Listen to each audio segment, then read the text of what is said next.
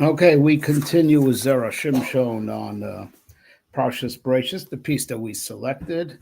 I am not going to recap the hour plus long first half, so please refer back to yesterday's video. Uh, it's just labeled ZERA SHIMSHON Bereishis 5784, as opposed to this video that we're producing right now, which is ZERA SHIMSHON Bereishis 5784 Part 2. So for Part 1, go back to the previous video. So I'm just going to pick up exactly where we left off. Now, you see how hard this book really is. Okay, so I'm just, for an hour worth of information, go to the previous video. Just pick you up exactly from where we left off. So, מתחיל עד שאסונו, בסוף לא עשו רצונו, not למען ונעשה לנו, כדי שנעשה רצונו. So he's unpacking the very first Rashi in the Torah that Hashem initially, by His will, He gave Eretz Yisrael to the 7 nations, and by His will, He took it from them and gave it to us. So the one part that I will recap is that last part that we said yesterday is that by His will, He gave it to them that they should keep the Shav Mitzvahs B'nai Noach, because as he had said earlier in the piece that we had done yesterday, all part of the same big intellectual edifice that he's constructing, which is all his pieces. All right, so, he gave it to them by his will first to the Torah. They should keep the Torah there. And since they weren't, so by his will, which they were in violation of, he took it from them and gave it to us, right? So it says, so initially he gave it to them for the purpose of them doing his will. They were in violation of his will, not He gave to us that we should do his will in that holy land. Now we say in the Gemara Bamitzia, Ara letiska mishtabda, Umalka Omar demandi yoev tiska lechol ara. Right? So now we say in the Gemara Bamitzia, this is true by any land, certainly by Eretz Yisrael, and certainly by, and as we learned yesterday, the whole world that was created from the Torah, even in any country, the land is meshubed, right, for the property taxes that the king wants to collect for the land. Right, so the land of any country is meshubed, has as it were a lien on it. That it has to pay from the land, has to come the property tax that the king collects, and then the king says only one who gives, so the king has a lien on the land for the property tax. Only one who pays the taxes can use the land, right. So now this is certainly so about Hashem's relationship to the world, like we learned. Because the Hashem owns the world no less than any other king, but it's even more that the whole world comes from God's will, from Ritzono. So God is certainly no less leveraged, in the world in general, and Eretz in particular, certainly not leveraged in it less than any king is leveraged in the lands of his province. The land is, as it were, the king has a lien on it, and only one who pays the property taxes can use it.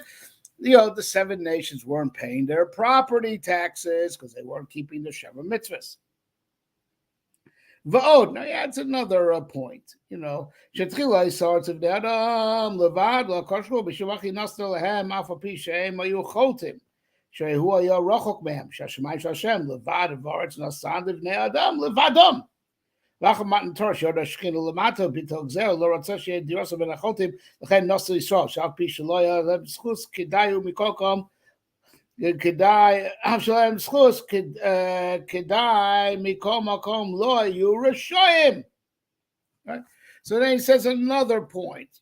He's adding on a lot of different points. They're not mutually exclusive, but another angle. Right? He refers back to what we said yesterday. He quoted a Chazal to this effect, that, listen, prior to Matan Torah, Hashemayim Shemayim Lashem, V'Rotz Asav Bnei Adam, so even though God theoretically should be rightful owner of everything, but nonetheless, he kept heaven for himself. He gave earth to Bnei Adam, right? So God says, I'll keep heaven, you guys have earth, right? That was before Matan Torah, right? So now these 7 nations occupied the land prior to Matan Torah. After Matan Torah, was delayed by 40 years because of Chet Hamaraglim. But after Matan Torah, we came and conquered it from them. So he says, Echeshbon to fit the chronology perfectly. Right. There, even though they were sinning and not being good citizens and not keeping the Sheva Mitzvahs B'nai Noach, but nonetheless, it was tolerable, right? They're occupying the land of Israel and sinning. It was kind of tolerable. I'm saying it in this way, that should not, so it should be reconcilable with the point he made before. All right, so they're in violation of God's will, in violation of the property tax, yada, yada. Right, so I'm saying it this way to hold on to what he said before. And over he's saying a different point. I want to make it that it should be additional, not in contradiction. Now, so let's just say they were sinners. They weren't paying their property tax, but the situation was, for lack of a word, tolerable or sustainable, that even though they're sinning, they should still occupy the land of Israel, because as it were, God removed himself from the land. He pretended as if the land doesn't belong to him. All right, so, since he gave it to the people, so you can have this thing that the people are sinning, and, not, which is the equivalent of not paying their property tax, but they're still occupying the land. All right. But that's when you live in the world with the illusion of Hashemayim, Shemaim Hashem, or it's not Bnei Adam. So the Bnei Adam, they're not doing what they're supposed to, but they could still, have a position in the land that they don't deserve, right? Because Arts Bnei Adam, God, removed himself from earthly affairs, as it were, and made it seem as if earth belongs to man. But that's before Matan Torah, and as we learned in the Medrash yesterday, after Matan Torah, the boundary between heaven and earth was broken. Moshe goes up to get Torah, right? So that's how the boundary is broken in one direction, and the boundary is broken in the other direction. Vayered Hashem al Har Sinai, he came down, and the Torah came down. Right? So there's no more boundary between heaven and earth. Okay, no more boundary between heaven and earth, right? And God is just as much on earth as he is in heaven ever since Matan Torah. Oh, now they can't get away with it anymore. Now, if they're sinners, they can't have the land. Right? And he says, it's better, even if the Jewish people aren't the biggest tzaddikim, we're still not the big Rishoyim like the Goyim. We're still not as bad as the Shiva Umos. And therefore, kicks them out, because now God is in charge of earth also. So now the situation, of a sinner still having the land is totally unsustainable, because God is equally on earth as he is in heaven, in a revealed way. I mean to say, of course, God is everywhere, but he's in a revealed way equally on earth. So this that aberration, if that's the right word, of sinners occupying God's land, it's unsustainable anymore now that God is revealed on earth as much as he is in heaven, right? So it's unsustainable. So they go out, and the Jewish people are better than them, get it, right? And that's why, and that fits the chronology, that they still, even though Avraham Avinu was promised the land, but they still had control of it in actuality until after Matan Torah. They would have lost the land immediately after Matan Torah, if not for Chet Hamaraglim. So 40 years after Matan Torah, right? And this is the lumdus as to why they finally lost their foothold on the land after Matan Torah. Okay. You might ask, right?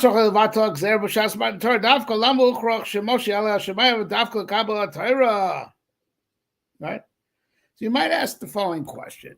God waited until Matan Torah. Look, if God doesn't like what's going on earth, change it. Why do you have to wait for Matan Torah? You need to wait for a matzah of Matan Torah. A. B. This Matan Torah thing. Why couldn't it just be a one-way thing, right? Now, let it be like the Southwest border. People just, break to get in. No one's breaking through the Southwest border to get out of the USA. So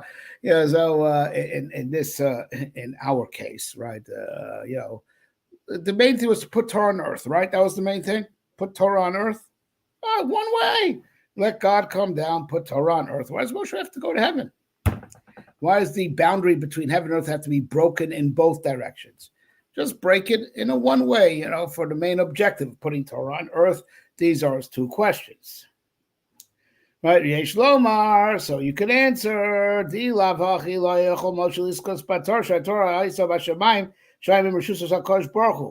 right? If not from Moshe going to heaven, he could not acquire the Torah for us earth dwellers, right?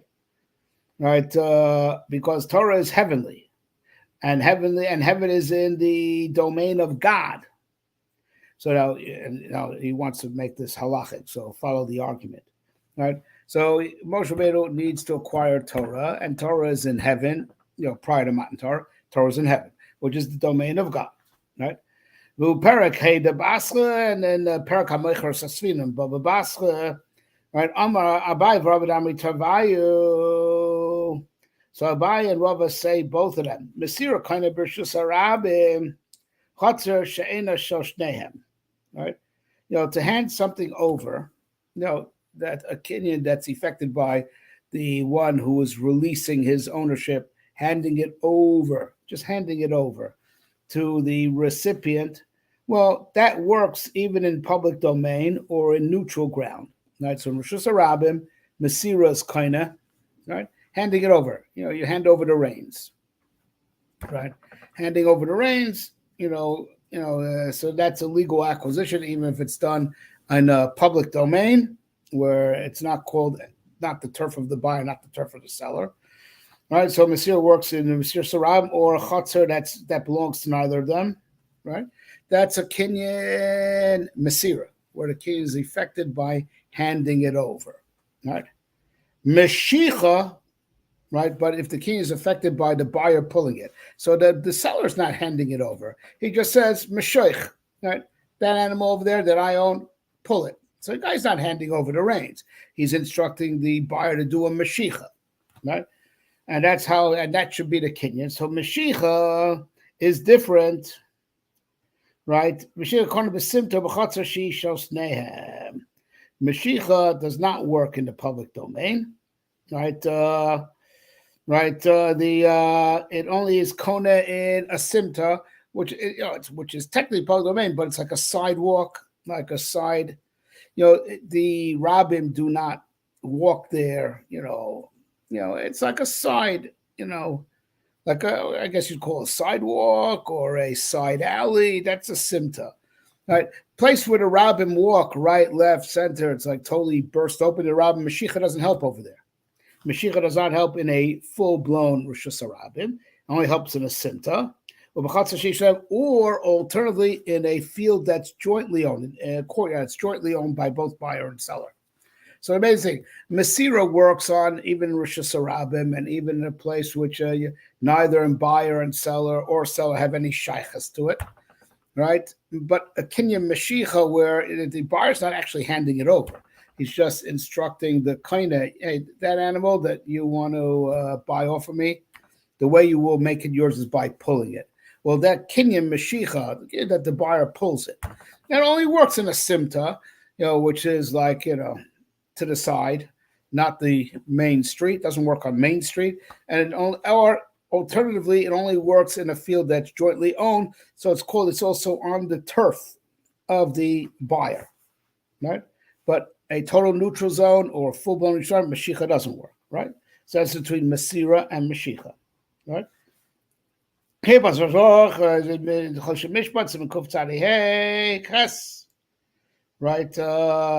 right. So that's, and then by the way, the way we said it is also Gepaskin in the Shulchan Aruch. Choshemiros Kuf Tzadi Ches Upirish Sham Rashbam. So now going back to Gemara and Baba Basra, so we have Rashbam over there, right? We don't have Rashi from Chesabatim onwards, if I recall correctly, right? So the Rashbam who's over there instead of Rashi. Shebeshus Mocher Pshita Shelo Kana B'Mesira. Right, the Dafka B'Chatz Shena Sheshnem Karmi Abai Ra. Goes on that even, but Mesira that we said is even stronger than Mashiach, right? Mesira is even stronger than Mashiach. Works in public domain or neutral ground. Still, even Mesira is limited. That Mesira doesn't work in the seller's own domain. So, case in point, the person wants to sell you a horse. Let's say, so he hands over the reins. If he does it on his own ranch, you have not acquired the horse. You have not acquired the horse until you've pulled it off the ranch, Right? So now, so even Masira, that's stronger than Mashicha, it still is not an effective kinyan to make it immediately the buyers if the Masira was done on the turf that's exclusively owned by the seller. Right? Those are the kind of said that that which we say it works in neutral zone. Okay, neutral zone, but not the turf of the seller. Turf of the seller, Masira doesn't help. It's not a legit. It's not a final acquisition. Okay, so how do we move these halachas over in context of Matan Torah? The crux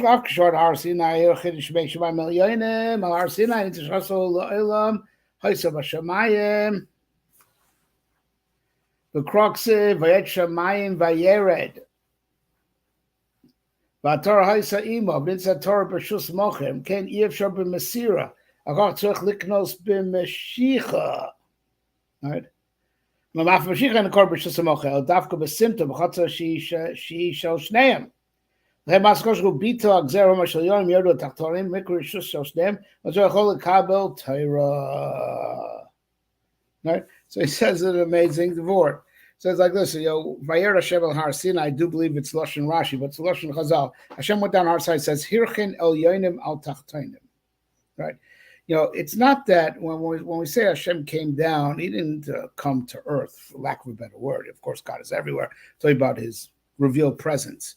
The revelation God didn't actually come to earth. You know what he did? There was a convergence between heaven and earth. That means God's revealed presence was still in heaven. Right? It was still in heaven. Just heaven was superimposed on earth. Right? So how could Moshe get Torah? How could Moshe get Torah from Israel? Right? The Torah always remained in heaven, and the Torah never left heaven. So even Masira doesn't help in Rishus Meicher. Even Masira doesn't help in Rishus Meicher. Let alone Mashiach. Right? And so God, he came down. He didn't come down. He didn't come into our domain. He just superimposed his domain on top of our domain. He didn't actually come down, right? He just bent heaven to earth, but he stayed in heaven. Torah stayed in heaven, just heaven itself bent to earth. But it means the Torah is still in heaven, just heaven is superimposed on earth. So it's a very cute thing there. So there's no legitimately acquiring Torah. Torah is in heaven, just heaven is superimposed on earth, but Torah is in heaven. It's Rishus Meicher. So even Masira doesn't help, let alone Mashiach. So how's Moshe supposed to acquire, take the Torah and make it ours? But by letting Moshe, break the boundary and come to heaven, right? It's hot, right? So Moshe goes to heaven. That means heaven doesn't belong to God anymore. It's Chotzer Shel Shneim, right? It's called shared property, right? And shared property, even Mashiach helps, let alone Masira. Right, so that's the chap. Moshe has to be allowed to go to heaven to make heaven shared property between God and and mankind, and therefore over there being Moshech the Torah, let alone Mesiras Torah, helps, right? And then Moshe could receive the Torah for the Jewish people in a manner that is a legal acquisition. Onamadayin kosher, but it's still difficult. Torah is a kli gadol, k'moshe pirish Rashi al masisim per gimel da'avos. Shebo nivram, zeh Torah kli gadol v'choshevu. Shebo nivra olam. Akan l'shono. Mikra b'shevu l'tatos kli adniknim merosho l'sofo. Merosho l'sofo v'likoro mikan v'nicho kan v'torah ef shalasos kain. So it's amazing, right? The Torah is a big vessel. The Torah is a big vessel. He invokes Rashi on Pirkei Avos that the Torah is called the Kli Chemda, wonderful, a very desired vessel that Am Yisrael, that Hashem gave. Am Yisrael was Rashi. Say over there, Torah is a Kli Chemda, right? And so Rashi says Kli Gadol. It's a very big vessel because it's as big as heaven and earth itself. Because Mikoach the Torah, heaven and earth were created. So its greatness is as big as heaven and earth together. So now when you're Kona b'Mashiach, the halacha is the thing has to totally change position. Like let's say it's an animal or the horse. The horse is, let's say let's say the horse is 3 feet long, right? You can't just pull it 1 foot. That that the hind legs are still within the area that were behind the front legs before you pulled it. So let's say if the horse is 3 feet long, let's just say as an example, you got to pull the horse more than 3 feet, that the hind legs go past where the front legs were standing. And that's to totally change position, right? The back of the kli has to go all the way beyond where the front of the kli was originally. A total change of position, right?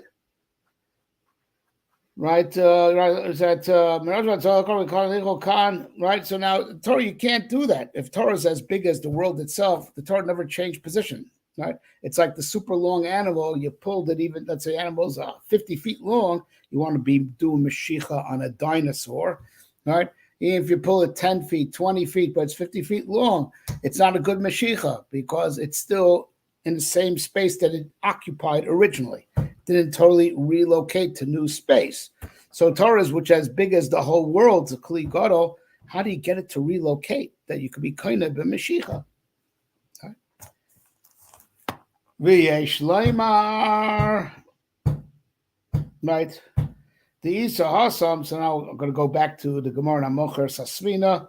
This is in Daf Ayin Hey Omid Beis. Svina, right? A boat. How do you kona a boat? Right? It's theoretically it's metal. It's not karka. It's not real estate. So kesef is not a final kinyan. How you kona a boat? Rav Marken Shemasha Koshu Kona. Rav says a boat, if you move it a little bit, so let's say you pull the reins of a boat. The boat's floating, right? So it'll be a little bit of a tough tug, but you could, right? Pull the boat, if just change its position on the water a little bit, you're kind of Shmuel Machi Shachas Kula, right? And Shmuel said, no, you got to be kona, you got to pull the whole boat. And the same thing, the boat is no different than the animal, right? It's got to totally change position. You got to pull the whole boat. The whole location has to change, right? Right. Vasinu kligolo vu tarakara limshal skula shiavo sofasinu b'makom shel rosha omed l'josh bab chola paiskim avkana Torah yefshal akrakula. Itaz lo yachol likrosa bahagba shelachol lagbia kula l'chor yesh lomar. Right. So now, of course, if the halacha is like Shmuel, we have the same quandary. If the halacha is like Shmuel, and which generally it is in monetary law, hilchsa karav b'isure ukashmul bedine. Hilchas is like Rav in things like ritual law, like hilchos Shabbos or kashrus. But the hilchas like Shmuel bedine, like things like monetary law or marital law. Let's put it this way: Orach Chaim Yerodea, halacha is always like Rav. Choshen Mishpat and Even Ezer, halacha is like Shmuel. So now if the halacha is like Shmuel, so we have the same problem with a boat as we have with a super long animal, that the whole boat's got to change position. You have to have the back of the boat, past where the front of the boat was, right?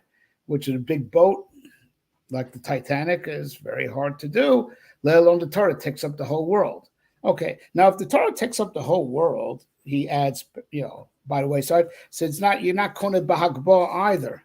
How are you ever going to lift it off the ground? Right? If it's so big, there's no such thing of it being off the ground. It's too big. It's everywhere. Right? So it's never off the ground either. So, Hagbo doesn't help either. Hagbo, it doesn't have to change position, but you do have to get the whole thing off the ground. That you do have to do. Right? And you can't get the whole thing, can't get Torah's too big to be lifted off earth. It takes up the whole earth. So Hagbo doesn't work either. So he wants to say an amazing chiddush over here, because like we said, I'm adding to what's obviously going on in his mind, that hilchsa kashmul bedine, right? V'yachor yeshom adasya karav dor keshmach kushu kana v'tayim mishum dechi nada ba porta nada la kula chena Torah misha potech ba he meira einav kedechsev machimas pesi hisa bezayar v'kroksev yav chachma lechakimen right? All right, so he said maybe over here we paskin like Rav that says if you're kona, right? If you're kona, right?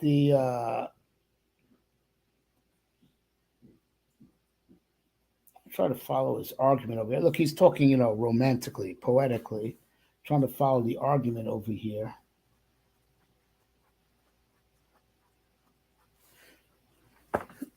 So, I mean, I can easily translate the words, but I really want to make sense out of what he's saying. So I want to look up that Gemara. Bear with me.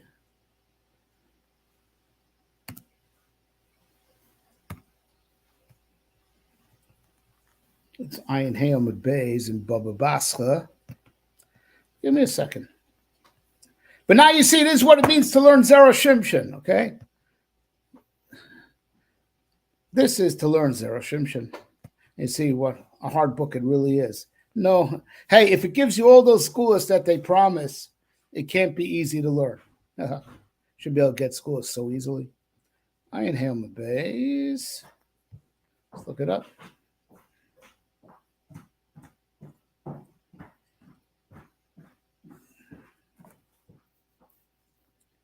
Let's just see. Look up the Gemara because I want to be able to follow his argument over here. Because he's talking, al derech drush, but still, there, the logic should be solid logic. So let me just take a look. Itmar Svina Rabba Markem Shemasa Koshu Kana Shmuel Amar Lo Kana Ad Shim Shachkula.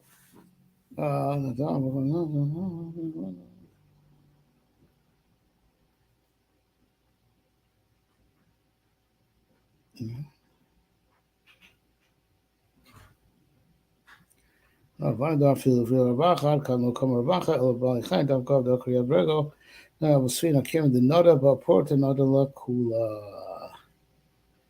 Okay, I see. Just okay.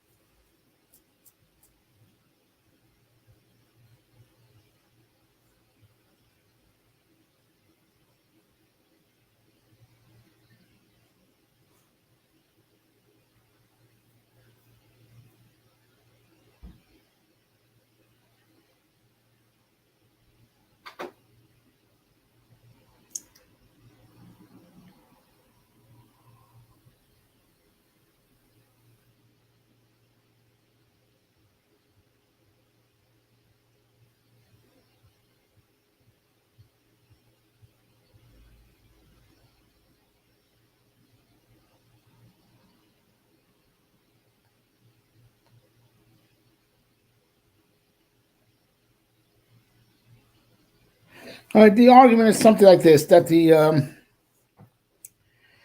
Gemara over here was saying that maybe this machlokas Rav and Shmuel, right, is totally in the machlokas, but which we have by Mashiach. Like before we said by Mashiach, you got to move the whole thing.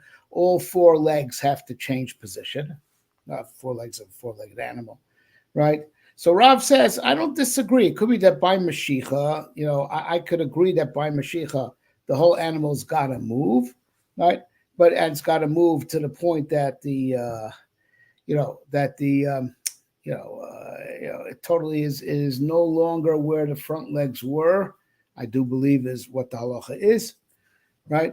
Right, but that's it, because a living animal, it could move partially without moving totally. Like, let's say, it could stretch out. It could move its front legs and still, like, its back legs, could stretch, right?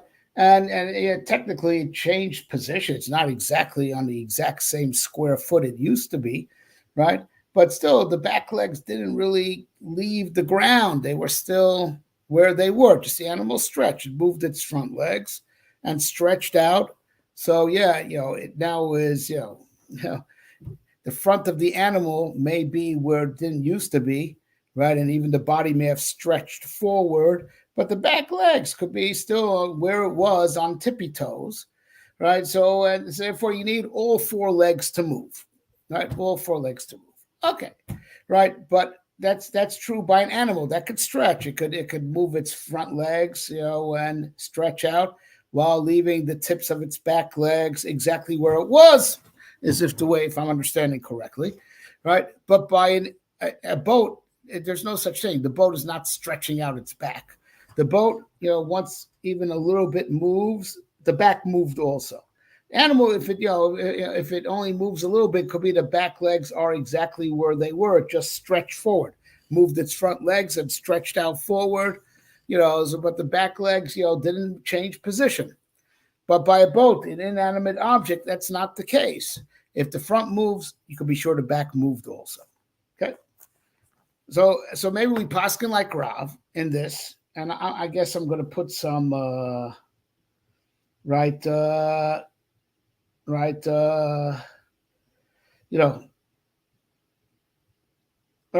So okay. So the whole boat moved. If the front of the boat moved, the back of the boat moved also. If the front of the animal moved, it doesn't mean the back of the animal moved. Right. That's the basic reasoning of how Rav says he could agree that by an animal, the Rav could theoretically agree that by an animal, the back legs have to move also. It's like in a totally new position because all legs moved, right? Because theoretically you could have the front legs moving without the back legs moving. That's not true by a boat. If the front moved, the back moved. So it moved. It moved. The infant only moved a little bit. It moved. Okay? So he wants to say, if we paskin like Rav regarding the boat, and I'm going to guess that he's going to say Torah, we're talking about something spiritual, in spiritual matters, not in civil law. Civil law, of monetary law. So over there we could say Hochsa Karav Be'isure by Kim Torah. I'm adding that parenthetic because I'm guessing that's where he's going, right? Because Hochsa Kashmo Bedine, so unless the halacha over here is like Rav, and it's one of the exceptions, I'm guessing that what he's saying is that Torah, talking about spiritual matters, like ritual law. It's like Hilchos Shabbos, Hilchos Tefillah, where halacha is like Rav and not like Shmuel. It's like Kashrus. So Torah is like Shabbos, Kashrus, So Pascal like Rav regarding Kinyan Torah, that if a little bit moves, it's called all of it moves because it's not like an animal that could stretch out. It'll move by moving its front legs without moving its back legs.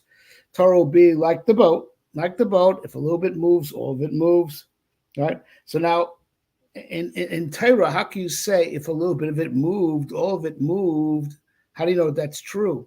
That because, right? I'll prove to you that the whole Torah moved, right? I'll prove to you that the Torah moved, right? Right? Because a person who learns a little bit of Torah, even a little bit of Torah, he's now wiser than he was before. That shows you the Torah went in. Torah moved. It used to be outside the guy's skull. Now it's in the guy's skull.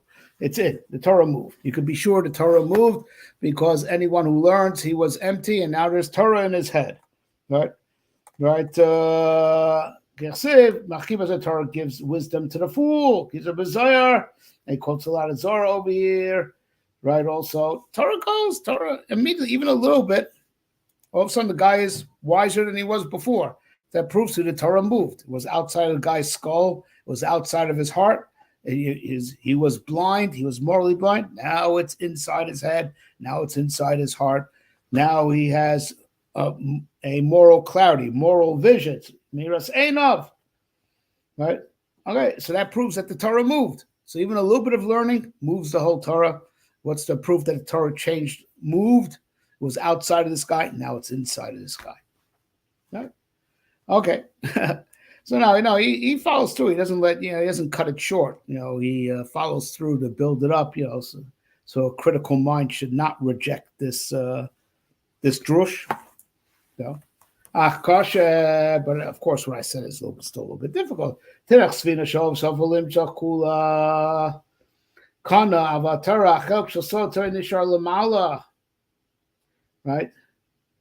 Right. So now there is a difference. See, the Svina, all right, So it's legally yours from the time you pulled it a little bit, because all of it moved. If the front moved, the front of the boat moved, even the back of the boat moved. But that makes sense that a little bit of movement has halacha of a total movement, because it's just the beginning of, because inevitably it's going to sail more, sail more, sail more. So this was the beginning of a total change of position. So you're kona already from the beginning of a change of position, but it's destined to totally get out of port, totally change position. The Torah is not really shaykh to say that. The Torah never fully changes position, right? Because the secrets of Torah still stay in the heavens, right? The secrets of Torah still remain heavenly and never leave the heavens. He's relying that the different levels of Torah connected to different oilamas. Pshat is connected Asiya. Drush is connected Yitzira. Right? Rem is connected Bria, and Sod is connected Atzilus. Right? The different levels of Torah, remain in the firmament that's parallel to their holiness and to their depth. So the Torah never really will change. All right, so it moved a little bit into this guy's head, but that movement is not the beginning of a bigger movement, right? Like it is by the boat. That little movement is the beginning of a total shift. There's not the beginning of a total shift, right? That you could say, all right, once it started, you're kind of, because it's not a total shift, because all the secrets of Torah remain in the heavenly realms, right? That's their place, right? So, so maybe it's not similar to the boat. So to answer this, we could say the Nilan Zadom Marsh the Mishnichas Ba'isar Akshesh Bo Elef Kalim Veinu Rotziskos El B'Chamesh Meos Shiddush Chamesh Meos and Ishorim Ein Makiv Yoro Klaus Shloskos Bereishorim Chaim Bereish Dal the Basra Tanana Mochar is a bias Lo Machar Se Yitziaf Pishi Pesucha Le Tocho, right? And so now he says, well, we could answer, and that's getting a little bit, he's getting into very radical waters, say like this. Listen, if I go into a storage house and I'd say, okay, he's talking about doing a kinyan, he only wants to acquire it's like 1,000 kalim in a storage house, and he only wants to acquire 500. He only wants to acquire. So whether he did a Hagbah works anywhere if you could actually lift it.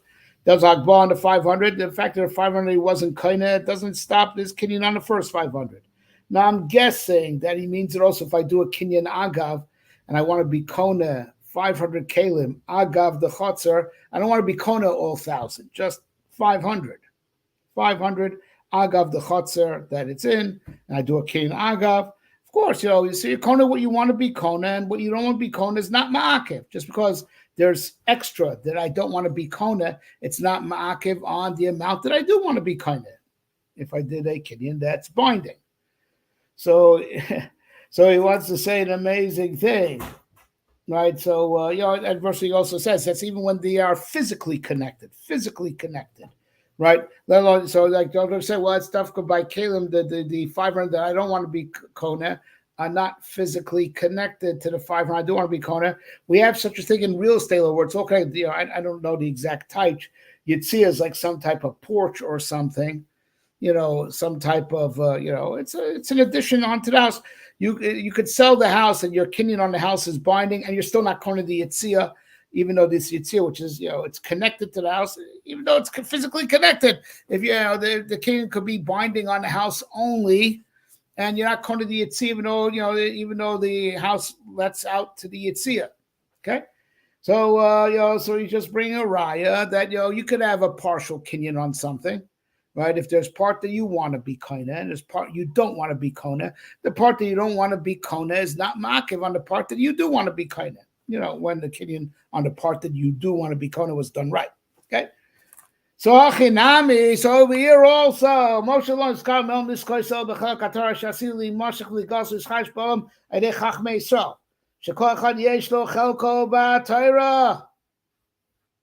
Right. Moshe Kodesh Shapek Ochel Katar Sheosid Lovo Ba'olam K'Yisrael B'Zor B'Tikunin Nishmas Moshe Yisrael Shechol Dor V'Dora. B'chol Torah Chacham Mitzayk Dasik Bereishis. Vasher Shabi Matzati Nami Kishmul. Dein Achinami Shemosh Vashach Etzel Kol Torah Sil Lavo Balam V'li Galos Li Yisrael. Right. So so therefore, he says like this. You know what? Moshe did not want to acquire the part of Torah that's not going to be revealed until the future. Right? That says there are secrets of Torah that literally are still in heaven and will not be revealed until the future. Where that Chazal say that the Torah of Mashiach makes all of the world Torah that we learned so far look like, hot air, right? That the Torah they call Torah is a hevel b'ftei Torah shel Mashiach. There's a lashon one Chazal, right? Moshe Rabbeinu is not trying to acquire the Torah that will not be revealed on earth. He only wants to acquire the Torah that's revealed on earth, and indeed that's how it works. That Moshe Rabbeinu, that as he brings the Zohar and in the Tikkunei Zohar, right? That Moshe Rabbeinu's neshama, envelops, is enveloped in the Chachmei Ador of every door and door. Moshe Rabbeinu spreads. His neshama spreads in every Talmid Chacham. And that's how every Talmid Chacham has Chidushei Torah. How did he get it? Well, Moshe Rabbeinu got it for him. And Moshe Rabbeinu, as it were, his neshama enters the neshamas of the Chachmei Ador and augments their intelligence. So it comes out that Moshe Rabbeinu, was one who was Koneh Torah for all of us. Moshe Kibel Torah Misinai.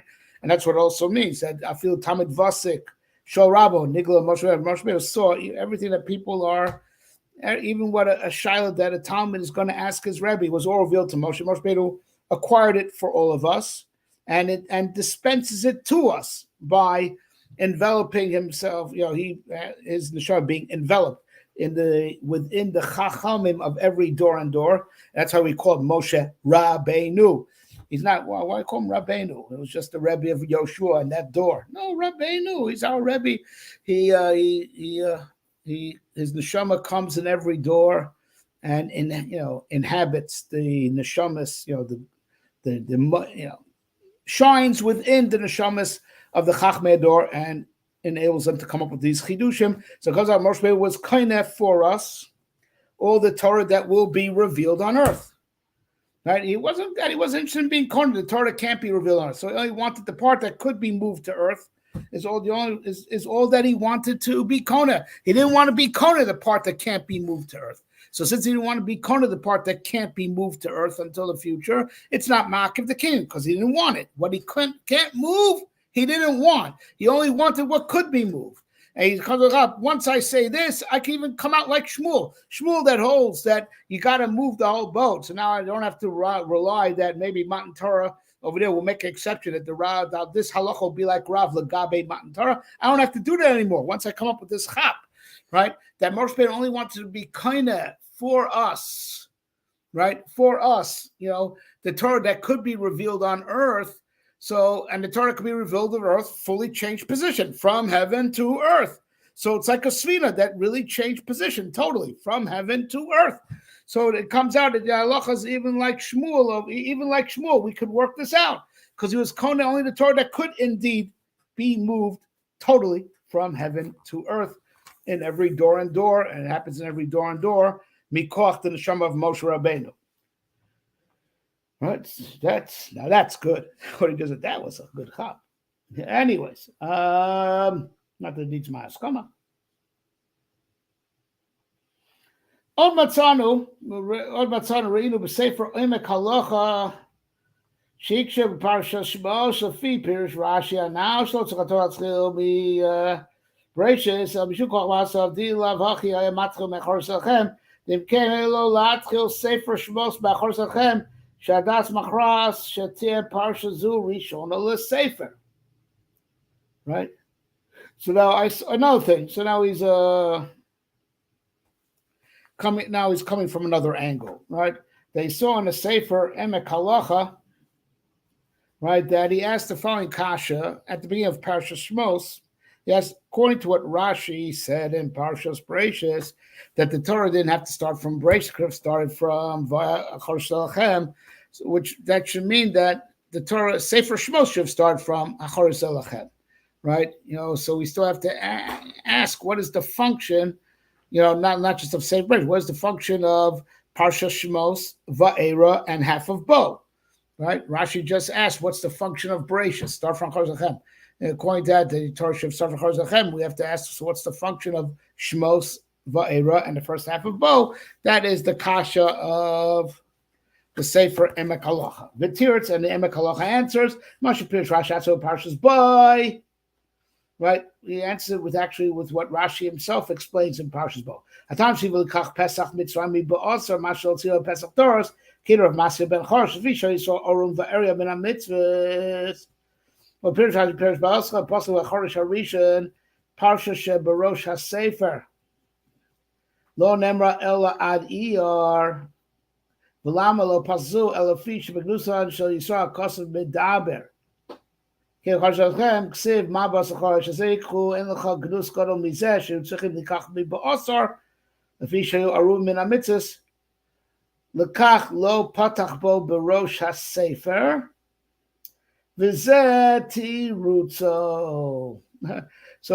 Emek Halacha answered, based on a string of Rashis, right? That Rashi says in two cases, right, that the Parsha of Chodesh Elachem is really not complementary to us, in the sense that the Parsha of Chodesh Elachem, right, opens up with the sorry, it doesn't open up. I mean, it contains within it, I meant to say, a special halacha that was only for that generation of Mekchol Basar, that we had to separate the Korban Pesach already on the 10th of the month, which is commemorated every year on Shabbos HaGadol, because we have a tradition that was on Shabbos, but we don't have that mitzvah for all generations. We only had that din of Mekchol Basar for that day, for that generation, because we were really in Mem Teshar Tumah, and we had no mitzvahs to be redeemed with. So HaKadosh Baruch Hu had to give us the mitzvah of Pesach and Milah to get us out of Mitzrayim, right? And however, right, even those two mitzvahs we couldn't do because we were so steeped in idol worship. So it'd be like a goy doing a mitzvah. So to separate us from all the goyim that those two mitzvahs could work, we had to do Mekchol Basar. But that whole parsha is talking about the Jewish people being in a very low state, no schus to be negal, and even the two mitzvahs that would give schus to be negal could not work until we did some action that was special for that generation, because we needed it so badly in that generation. Some action to separate us from the Ovdei Avodah Zarah, right? The Mishchu V'Kchu. And only after that action of some act of separating us from the goyim, right? From the Ovdei Avodah Zarah, could the mitzvahs work? And only then do we have the schus to be redeemed. So the Parsha of Chodesh Elachem is not very complimentary. And Rashi uses the same idea that that why did Sefer Bamidbar start with the Sefer Bamidbar is not in chronological order. It opens up it was Iyar, second month of the second year, and then it flips back to in Parshas Baloscha, talks about that they should do korban. So the Torah goes out of order. The Torah goes back in time in Parshas Baloscha, that it was in Rosh Chodesh Nisan of the second year, 1 month back in time from where the Sefer Bamidbar opens up. Then we get commanded to bring the Korban Pesach. And Rashi over there says the Torah did not want to start from in chronological order, right? Of start Sefer Bamidbar on the first month of the second year, because we had the setback, because that was the only Korban Pesach that we brought, and there were Tmeim, whatever Rashi says over there, not complementary. So we don't want to open up the book saying it's not, so we open up with, the book opens up with Iyar of that second year, and then you want to open up good, right? And then you flash back to Nisan, the month before, the chronology of when Sefer Bamidbar opens up, because you want to open up in a month where everything's good, not a month where there's any type of criticism in Am Yisrael. So what Rashi says over there, in Parshas Bamidbar, we could shtel it too, in Sefer Bamidbar, we could shtel it too to answer this question of why the Torah doesn't want to open the Chodesh Elachem. The Chodesh Elachem talks about, how we were in a bad spiritual state. Don't want to open up with that, so let's open up with Shmos, Parsha Shmos, which happens chronologically 210 years earlier, right? That's the answer of the Emek Halacha. Right? So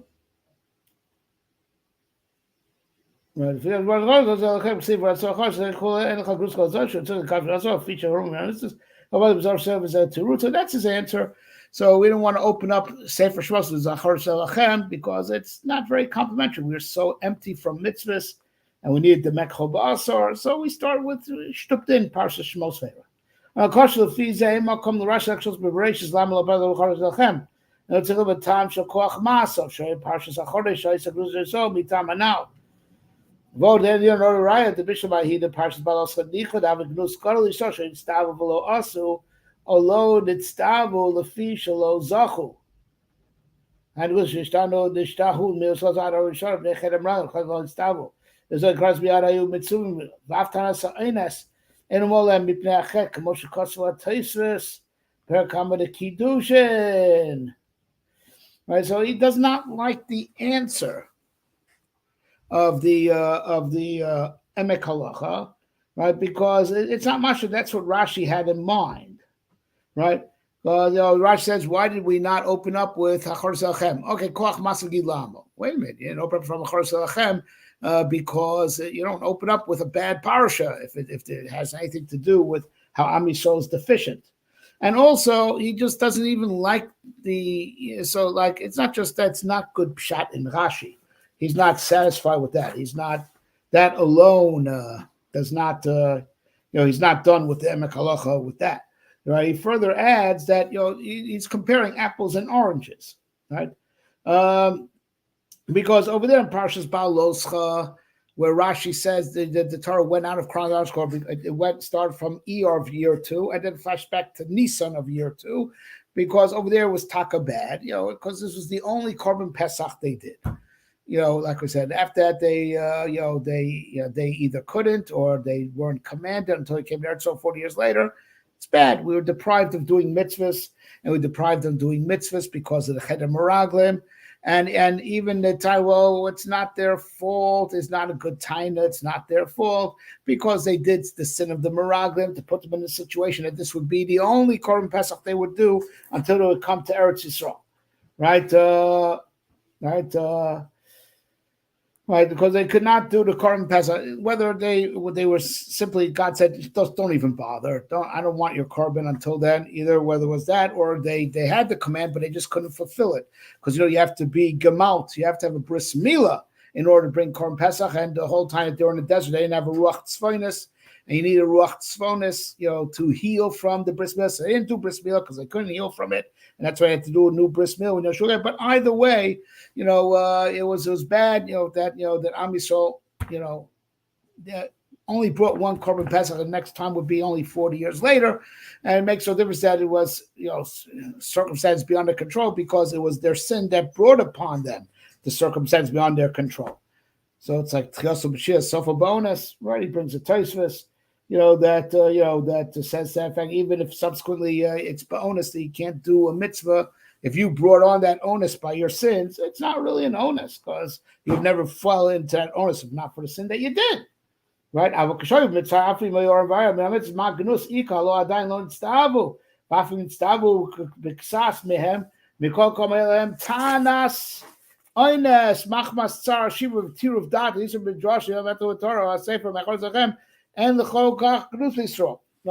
But Achor Selachem, as written in Parshas Bo, there's no criticism of the Jewish people. What do you want from them? This is like Oines Gomer. It's not a sin that led into the onus. They were Oines Gomer. For the past 210 years, they were slaves, mindless slaves. They couldn't learn Torah. They were under the influence of the Goyim, totally beaten down, right? So I don't even buy his teretz. I think his teretz doesn't even hold water in the first place, right? There's nothing in Parshas Bo, that is. In Parshas Bo, there's nothing to be embarrassed. In Parshas Ba'aloscha, the tzivu to bring Korban Pesach there, because it was the only one, right? Because of their sins, it was only going to be the only one. Okay. So there's something, over there's no sin. They were anusim gemurim. It's not they did a sin, and because of the sin, the onus befell them. They were anusim gemurim, totally, right, in a bad place, right? And besides the fact that they never even were commanded before, there was a pre-existing command of Korim Pesach that they got from Achor Shelachem, which they couldn't fulfill. At that point, there was no pre-existing mitzvah that they fell short of. So it's even less than oinus. They were never commanded before. There's a new tzivui, which, of course, they were not prepared for. But this was by Parshas Baloscha, it was a pre-existing tzivui, and they were only able to do it once. A pre-existing tzivui, that's bad. You had this obligation already, and you fell short. Or they never had the obligation before, right? Let alone that they were ones gomer, having been slaves for 210 years prior to that, right? So so starting it, from here, from Achor Selachem would not be any type of gnus for Yisrael. They were never commanded before, so it's not called that they fell short of the command. So because they were never commanded before. Right, it's the first time they're getting mitzvahs at all, right? So it's not that they had a chiyuv and they fell short of being mekayim it. B, oinus gomer, real oinus gomer, right? Right. So he rejects the whole teretz altogether, right? Not alone to say it's just not the pshat in Rashi. He rejects the whole idea altogether. And the farish kach. You ask me, I'm going to answer it. The daf Bereishis actually amalekha Torah chalzachem avalo b'sefer Shmos.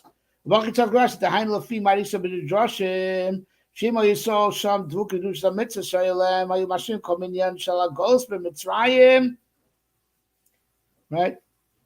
V'loyalem Od Yetzahara V'lo Shum Golos Acher Avishdos Akei Tzuchu Loredes B'Galuyos Acheros. So I'm going to say a whole different shot. Now the problem is that the printer breaks it up in paragraphs that that interrupt the flow of thought, in my opinion. All right, so let's just get started. I hold that Rashi was dafka asking on Sefer Bereishis. Dafka asking, say why, why the Torah itself didn't open up a Achor Selachem. But once you're going to have a Sefer Shmos, Shmos should be exactly in the order that it is. He was asking why you need a Sefer Bereishis, right? But Sefer Shmos, he agrees the Sefer Shmos should be as is. Right? If once you're going to have a Sefer Shmos, it should be as is with Shmos Vera. Why? How so? So he first, brings in, from what the Midrashim say, that, we know Am Yisrael is supposed to be in Mitzrayim 400 years. But if Midrashim gave us discounts, lots of discounts. It's 400 years from the time Yitzchak was born, things like that. Why? Because we could not literally fulfill 400 years. Right, it was just too hard to do. So Kosh took us out ahead of time. So we didn't fulfill the original plan A of being there for 400 years. It took us out ahead of time, right? Only 210. If we could have hacked being there for 400 years, that would have been the one and only goals. We would have gotten all the copper, would have gotten all the refinement, would have become totally sanctified by the purification, right? And when we got out of Mitzrayim, we didn't even have a Yetzirah anymore. We just couldn't hack it, But if we could have hacked it, there would have never been another Golus, right? But we couldn't. And therefore, there have to be other Galuyot because we couldn't hack the full 400 years first time around. And because we had to come out early, we have to make up the time or make up the Tikkun in other Galuyos. Now the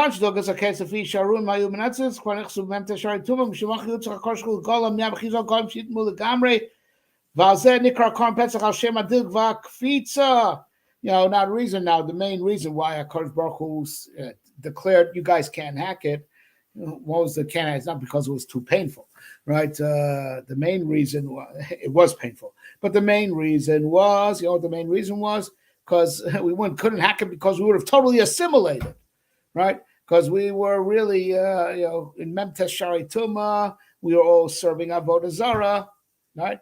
It was a bad news. Moshe could not ask us, for lack of a better word, or impose upon us doing the whole 400 years, because we wouldn't make it. We wouldn't make it to the 400 years. We would have totally assimilated. It would have been lost to God totally. And that's why he says a nice shot, and it could be, I don't know if it's his or if he saw it somewhere, that's called Pesach al Shem Adilu.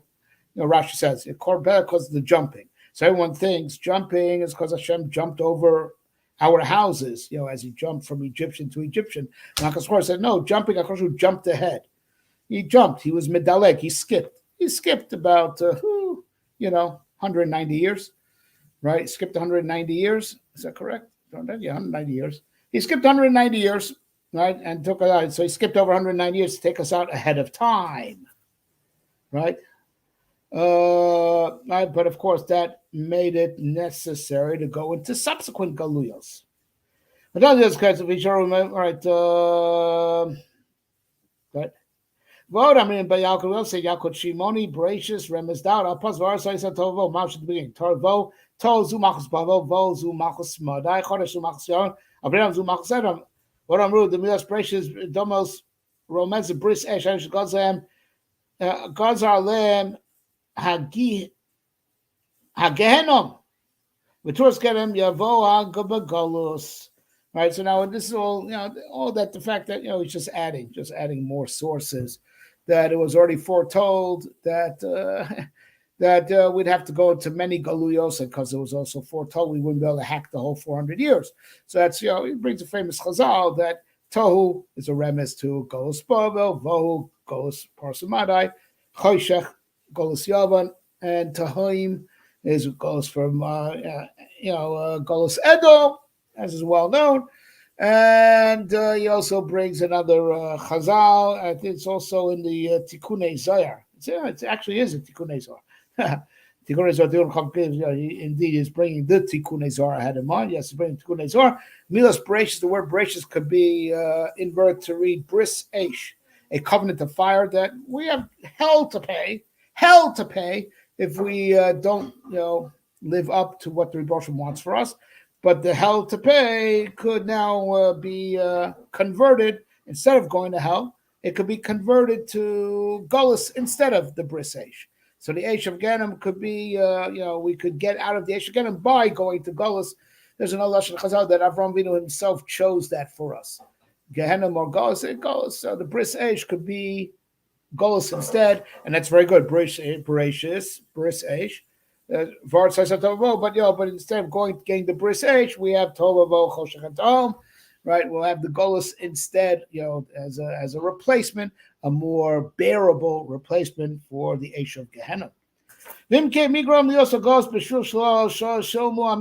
comes out again that what caused us to have to be in Golus, Bavel, and now the Golus that we're currently rotting in, God, get us out of it. Right, because we didn't complete all the years that we should have done in Mitzrayim. Now, why didn't we complete the time? Because we didn't have any mitzvahs. We couldn't, we were totally naked of mitzvahs. We had no mitzvahs. We had no schuyot. Right?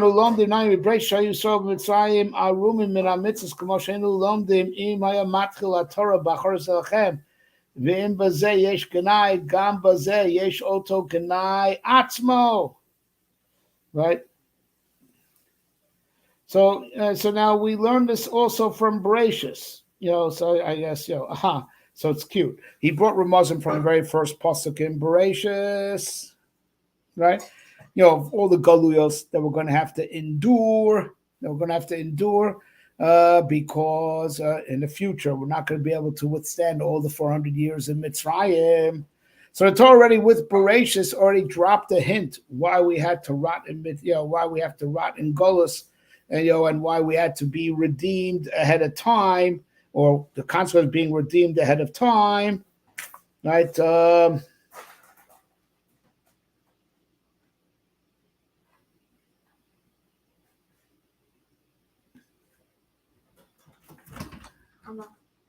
This was after the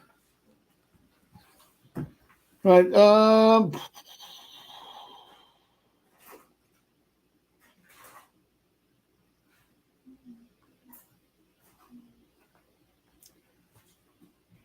He was H guy, Bazeyesh also Gnai Atzmo. Right. Oh, very good. So he says like this. He's just going the total opposite. His headspace is the total opposite of the headspace of the Emek Halacha that he rejected. Just the opposite. Right. you're asking let's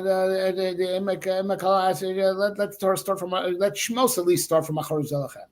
Said, nah, that's disgraceful.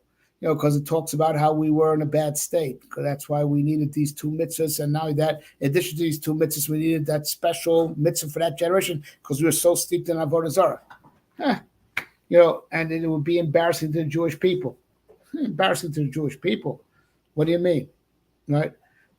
This embarrassment, right, and this embarrassment, if you want to call it as such, is already alluded to in Bereishis. Right, it's already alluded to in Bereishis, right? It's already alluded to over there. So if Achar Zelachem is embarrassing, right, we have the same embarrassment alluded to already in Bereishis. Bris Eish, and we get the Golos instead of the Bris Eish, and we have to go through all 4 Galuyos because we couldn't hack Golos Mitzrayim. It's all alluded to already in Bereishis, right? So, so just the opposite. We could have started if just the opposite. We could give the same message of how the Jewish people are going to have to go into future Galuyos by starting the Torah from Achar Zelachem. Because we were so deep into it, we had to have the special mitzvah of Mekho Ba'asar, as a countermeasure, how we were so steep in Avodah Zarah. Well, so listen, we the message that's alluded to in the very first pasuk of Bereishis of all the future Galuyos, right? We could have gotten it also from Achar Zelachem. So that's he built it into the contract. Just the opposite. If you want to give me a message about all the future Galuyos because we couldn't hack Golos Mitzrayim till the end because we were failing at being spiritually resilient, in face of Golos Mitzrayim. So we could have equally start from Achar Zelachem and get the same message that there'll be future Galuyos that we get from Bereishis. So he turns the whole thing on the head. He wants to build into the kasha. He could have started from Achar Zelachem, right, and gotten the same message that's all encoded in the very first pasuk of Torah. There's a bris eish. We need to go to Gehenna for what we do wrong, but Akash will allow the Gehenna to be exchanged for the 4 Galuyos. And why do you have the 4 Galuyos? Because Golos Mitzrayim, we just could not see it through to the end and get the whole tikkun then. So we'll get everything that's alluded to in that first pasuk. We'll get from if we open up from Achar Zelachem.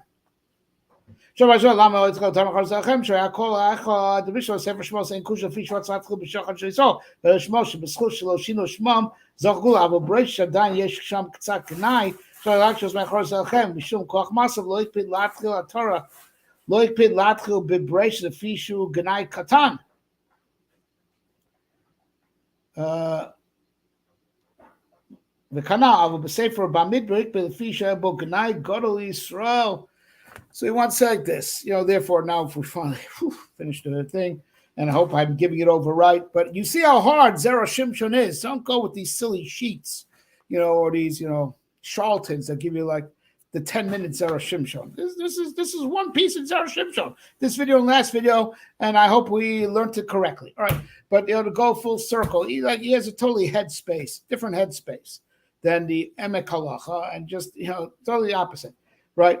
If the first pasuk in Torah alludes to to how we're going to need future Galuyos because we couldn't hack Golos Mitzrayim, we could get that same message from Achar Zelachem itself, where it talks about Mekho Ba'asar because we're so shutuf in Avodah Zarah, and that's why we had to come out early, right?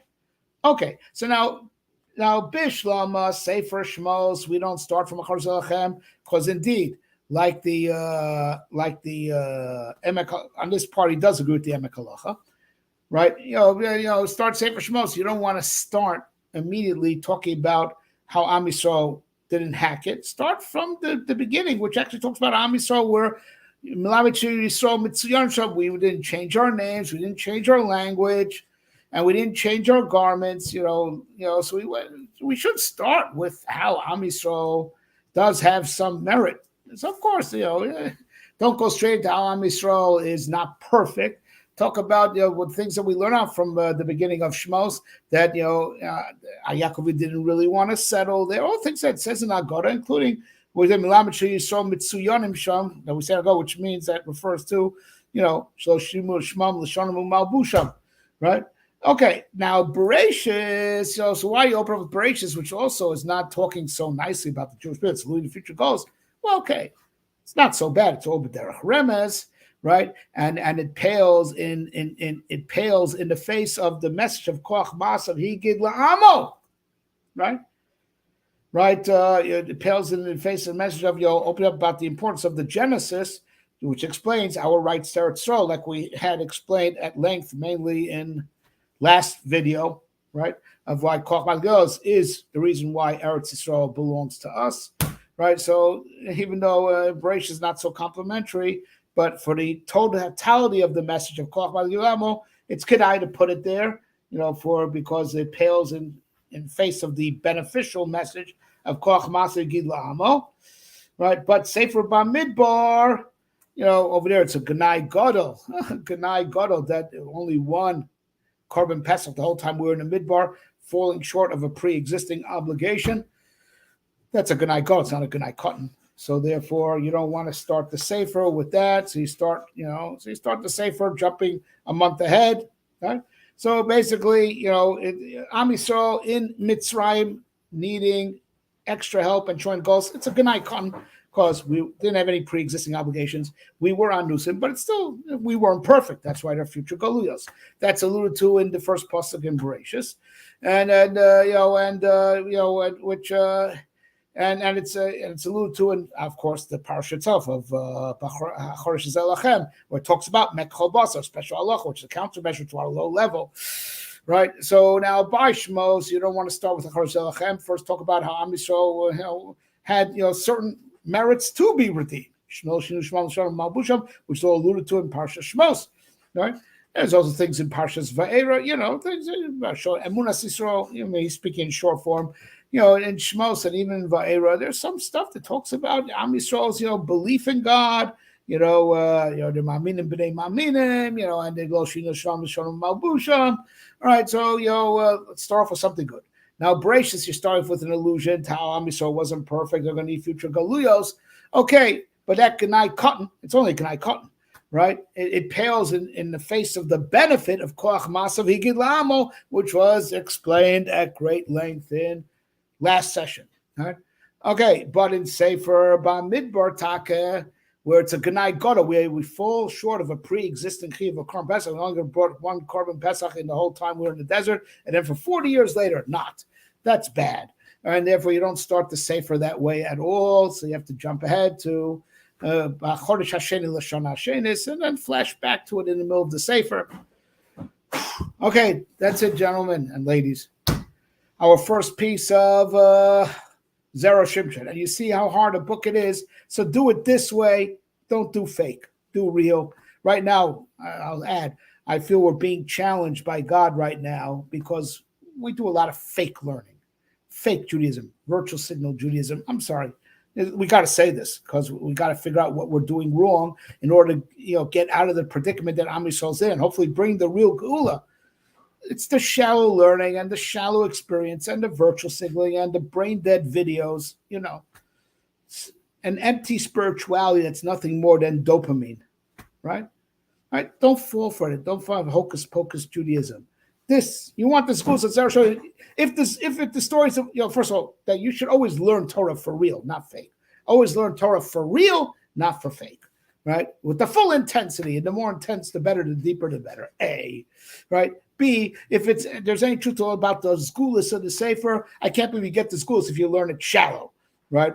And shallow is really to miss the whole book, right? Imagine you get all these schools if you work hard and you do it right. Okay, but more than that, we're doing this and we're adding so many series because of the terrible source we're in. And you have to ask, so what are we doing wrong? Because we're doing a lot of stuff for fake and for virtual signal. Let's do real work. Let's do real learning. Let's be real Jews, and then we'll have the real Gula. Amen. Ken Yiratzon.